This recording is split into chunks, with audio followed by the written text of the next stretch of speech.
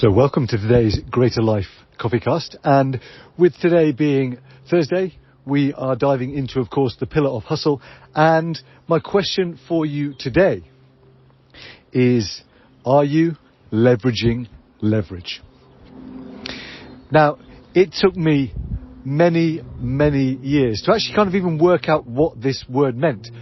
I heard all these kind of business gurus and professionals talking about leverage. You've got to get leverage. And even though I sort of understood, I understood the concept of a lever, it didn't really sink in.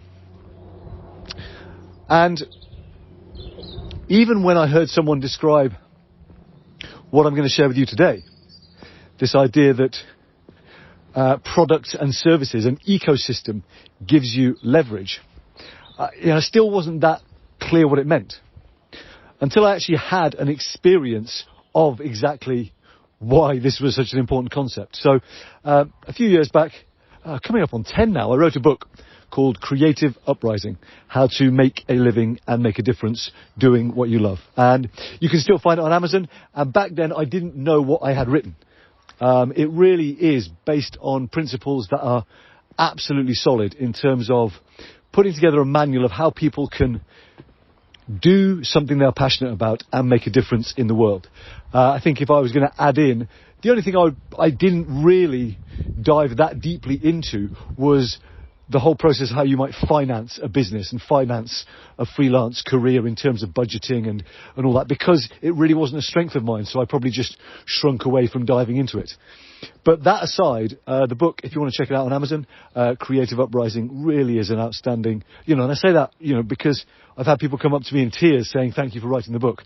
And as I've grown in my knowledge and understanding of what it takes to sustain an enterprise, and as I've grown in my self-love, actually self-appreciation, be able to appreciate what I've done and created, I really do come to the conclusion that it's a really solid book if you want to check it out.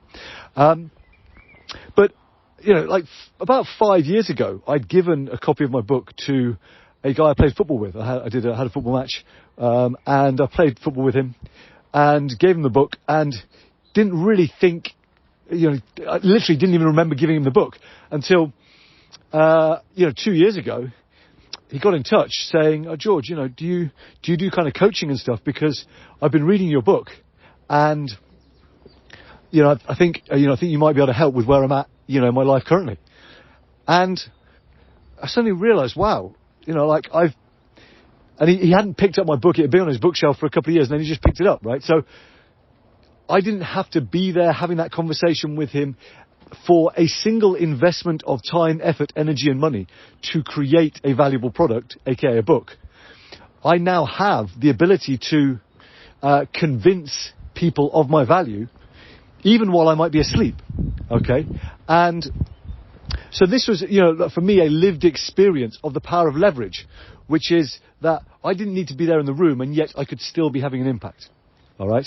And so, of course, software companies know this well. They create a piece of software, and for an absolutely minimal additional cost to duplicate that piece of software to every single user, they can be impacting millions of people for a very good profit margin, i.e. they are leveraging the fact that there is a very low cost of sale for a piece of software once you have created it. Okay, so in the article that accompanies today's CoffeeCast, I talk about a few elements of leverage, but I wanted to dive into the concept here a little bit more, because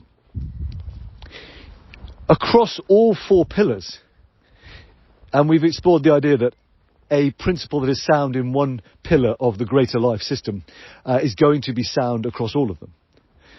So across all four pillars, how you are leveraging leverage is going to really have a dramatic impact on the greater life you are able to create for yourself. And for me, one of the ways this has showed up, and I'm going to kind of just segue out of the immediate topic of hustle, but leverage is absolutely intimate to this topic of hustle, right? Is in my family, with my children. I have taken the non-negotiable decision that from 5 till 8 p.m. every evening when I have my children, I'm not on my phone, I'm not doing stuff. And, I'll be honest with you, I'm still embedding this as a completely non-negotiable because it's a fairly new routine. But what I'm seeing is a transformation in the quality of my relationship with my children throughout the entire day. That the quality of attention they get for those 3 hours ripples out across the entire day. And so, whereas previously I was trying and, failing basically to try and do all things at once. Like I was trying to keep working and trying to do kid stuff and trying to manage the home and all of this.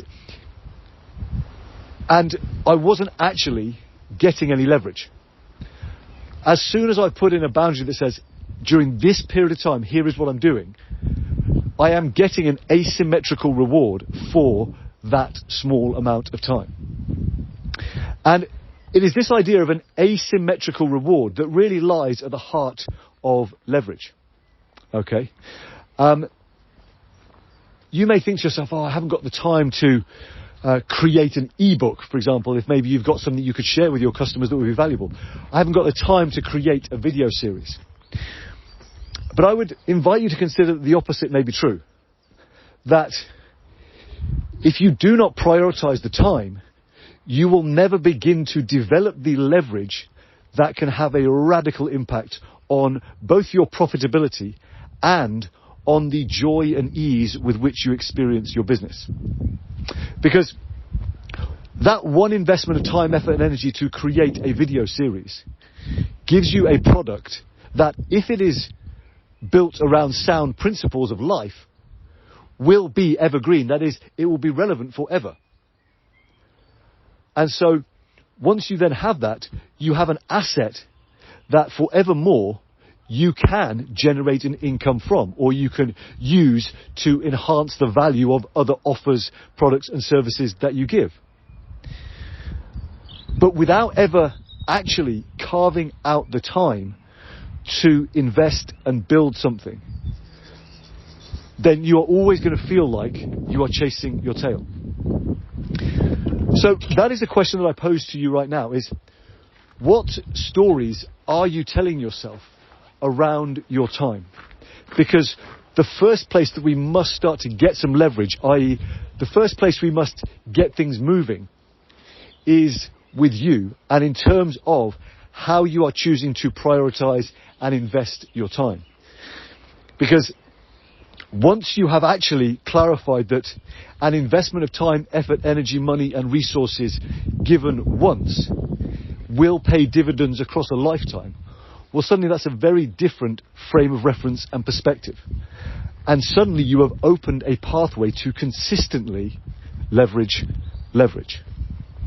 Okay, so my closing question is, what are, in this conversation of the Greater Life Clarity and Traction System around the element of cultivate your ecosystem, what are the products and services that you could create across a range of different media, digital, in-person, text, audio, video, and across a range of different price points that can let your ideal customers know the value you bring to them and to the world, and indeed can complement your core offer, whatever that may be. So that is the first question, is what could they be? What could some of those complementary products and services be? And then, what needs to happen so that over the next 3 months or so, you can actually really dedicate the time to creating at least one of them, knowing that there will not be an immediate payoff, but there will be a long-term, very significant payoff, because you will have forevermore an asset within your ecosystem. Okay, I'll see you tomorrow.